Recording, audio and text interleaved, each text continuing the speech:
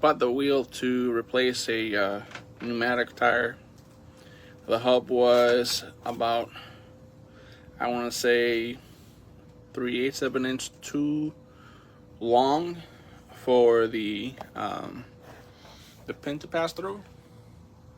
So I used my handy dandy, if I can find it, I have a, there it is. I used my mallet, the washer, and a socket to recess the opposite side bearing, and then I sprayed it with white lithium grease. So now she's on there nicely, and I have to buy another one to do this side. But this is also a flat free one. It just doesn't have matching bearings for a hub.